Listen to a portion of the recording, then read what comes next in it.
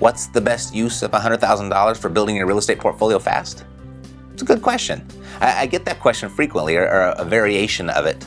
And there are many variables to consider for each individual when answering that question, but my general answer is you don't.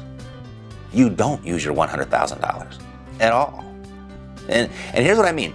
You can get rich putting your own money to work. And many people have, but you get wealthy using other people's money. And because of the leverage opportunities real estate presents, you can get wealthy rather fast this way. Now, I'm not going to leave you just hanging with that, just don't use your money. I'd like to give you a quality answer, something that you can run with. But before I do, may I just assume that you're not as wealthy right now as you want to be? Okay, so you're in the wealth building phase, right? Okay, good. So there's a basic rule of thumb when it comes to building wealth quickly.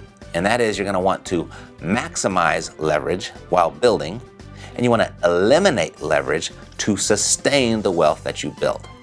Basically, to build wealth and do it quickly, you're going to want to use as much of other people's money that you can find, OPM. And that can mean banks, it could mean hard money, it could be private money, the existing financing on a property, seller financing, it could be credit lines, it could be credit cards. In a nutshell, it's money that is not coming out of your pocket. So if I were you, and I had $100,000 in the bank, I'd probably hold on to it for the management of the properties that I do acquire. And then I'd start tapping into all of those options of other people's money that I just mentioned. So your next question is probably, well, okay, so where do you get started? Which one first?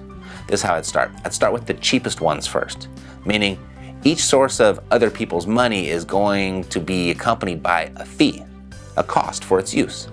And those fee structures, they can vary greatly. They come in all shapes and sizes. So my first piece of advice is don't get hypnotized by the fee structure. Because some can seem really cheap when they're really expensive, and some can seem expensive when they're really cheap. So at the end of the day, just remember, it's always a math equation of pluses and minuses. Do your math, and then choose the cheapest one first, and then just move on to the next, and then the next and the next. So first place, without a doubt, banks. As of this moment, the cheapest money available is through the banks. Rates are at an all-time low. They have been for a while, they still are. If I were you, I'd take as much of their money as that they give me. I actually have stumbled upon an even cheaper source of money, but it's a little unorthodox. So I'll save that for a little later. I'll share that with you in a minute. Let's cover the more common orthodox sources first. So that's first, the banks. The second, seller financing. If banks are not an option for you, I'd start looking for seller finance deals. Search Craigslist for terms like seller financing or seller carryback or seller will carry. Also, ask every realtor that you come in contact with. From this point forward, you're going to ask them this: do you know of any listings where the seller is willing to carry back financing? It's a very powerful question for finding other people's money. So start asking that right now to every realtor you come across with. Third, ask your family, friends, and associates who are dissatisfied with the current returns on their investments. Now, I'm not saying go to your family and friends asking them to loan you money for your real estate deals. No, who wants to do that? No. Well, what I'm suggesting is that you offer your family and friends a better opportunity to put their money to work than where they currently have it placed. For example, don't you think Aunt Sally, who might be lucky to be earning 0.7% on her CD right now, don't you think she'd be very interested in earning a 6% return? Yeah, I think she might. Consider it. Fourth place, your assets and liabilities. Meaning, do you have any assets that are underperforming? Do you have, like, say, an old 401k that you totally forgot about? Or an IRA? How about some gold and silver laying around the house? Maybe you have a couple jet skis sitting in the garage that don't get used as much as you thought they were going to get used. Anything you have of value that's no longer serving you or not serving you as well as it should, consider that. Fifth place, and no one ever thinks of this, negotiate. Most people fail to realize that their negotiating skill has actual monetary value. You can turn your intellectual currency into actual currency. If you ask a seller a very simple question like, what's your bottom line?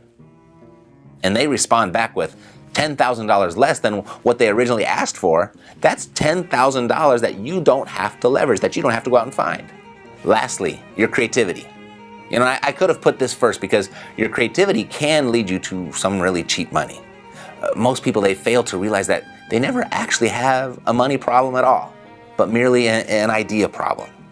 For example, how many ideas could you come up with to combine everything that I've mentioned up to this point? The combinations of price and terms are endless. Another idea that my students and clients have really recently tapped into is that unorthodox money source that I mentioned earlier, business credit.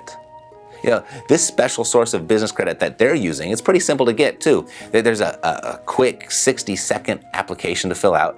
Then you simply state your credit score and state your income. Yeah, stated loans apparently are back. And in as little as 7 days, they're getting access to $100,000 to $150,000 at 0% interest for the first 12 to 18 months. It's a great idea. It's cheap money, right? Like I mentioned before, there's a cost that accompanies all sources of financing, but when considering the amount of money available to each individual through this particular source, the initial term of 0% interest, and the absence of the piles and piles of paperwork that banks require, because you don't have to do that here, it is the cheapest and easiest money that I currently know of. And so my advice for this source of money is the same as it would be for all the others. Use the cheap and easy stuff first. Get as much of it as you can and put it to work. And it's uncertain how long this particular source will be available, but it's available now. It's a great idea. So I hope I've adequately answered your question. If nothing else, I hope you get this. If you're building your wealth, you want to get your hands on as much property as possible, using as little of your own money as possible, and then maintain some reserves in the bank to support the properties that you do acquire. And get started by using the cheapest money first. And then just keep on going, one after the other, and don't stop until you get there.